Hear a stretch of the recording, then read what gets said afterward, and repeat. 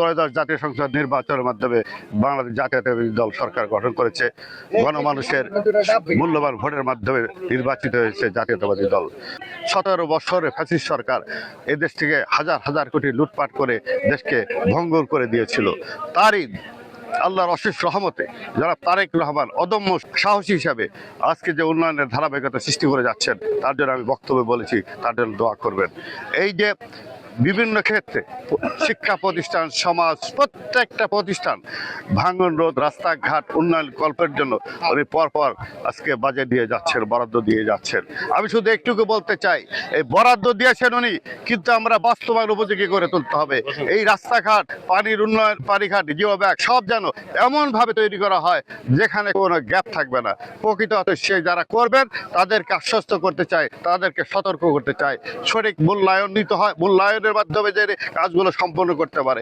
এবং পথে প্রান্তরে দেলদার উপজেলায় শুধু নয়, নাগরপুর উপজেলায় অলরেডি আগেও দেওয়া হয়েছে জিওবাগ, অনেকগুলো কাজ করা হয়েছে এবং দেলদার উপজেলায় হচ্ছে এবং আরো দেওয়া আছে।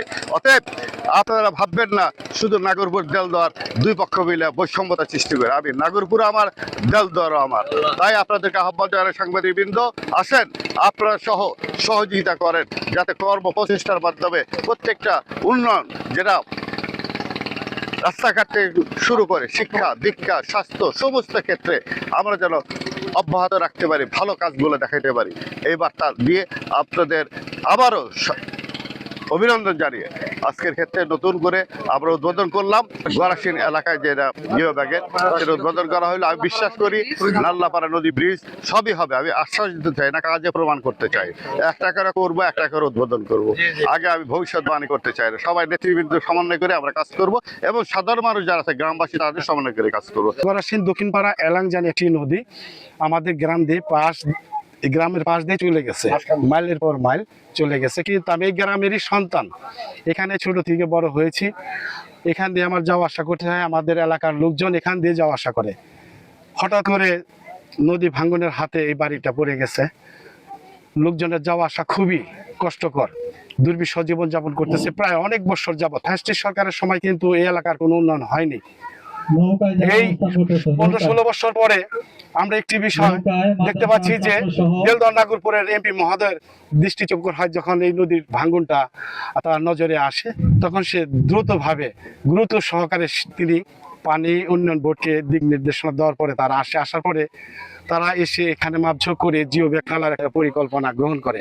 আজকে তার সাক্ষী হয়ে আমি দেখছি যে আমার পক্ষ থেকে, এলাকাবাসীর পক্ষ থেকে এমপি মহোদয়কে ধন্যবাদ জানাচ্ছি এবং অনেক অনেক তার জন্য দোয়া করছি যে তিনি যেন এইরকম কাজ যেন প্রতিটা গ্রামে, তার জেলাতে, উপজেলাতে সে করে, সে প্রত্যাশা করছি। বহুদিন পর আমাদের এই গড়াসিন দক্ষিণ অনন্য অবস্থায় আমরা ক্ষতিগ্রস্ত অবস্থা আক্রান্ত দীর্ঘদিন যাবৎ থাকা সত্ত্বেও আপনাদের সাংবাদিকের মাধ্যমে আমাদের নিজেদের প্রচেষ্টায় আমাদের এই নদী রোধ করার প্রকল্প, আজকে যে জিও ব্যাগ ফেলানোর যে উদ্দেশ্য, এখানে আজকে যে প্রোগ্রামটা আসছে, আমাদের 6 আসনের দেলদার নাগরপুরের 6 আসনের যে এমপি রবিউল আলম আওয়াল সাহেব, উনি আসছেন। ক্ষয়ক্ষতি, এটা সাধারণ মানুষ যারা নদীর পাড়ে বাড়ি আছে তাদের তো প্রতিনিয়ত দুরবস্থা, এবং এই দুরবস্থা করার জন্য, লাঘব করার জন্য আমাদের সরকার এবং আমাদের দেলদার নাগরপুর গণমানুষের নেতা লাবলু ভাই সর্বদা সচেষ্ট এবং বিভিন্ন নদী ভাঙ্গন এরিয়ায় উনি নিজে স্বয়ং উপস্থিত থেকে উনি লক্ষ্য করতেছে এবং তার যথাযথ ব্যবস্থা নিতেছে।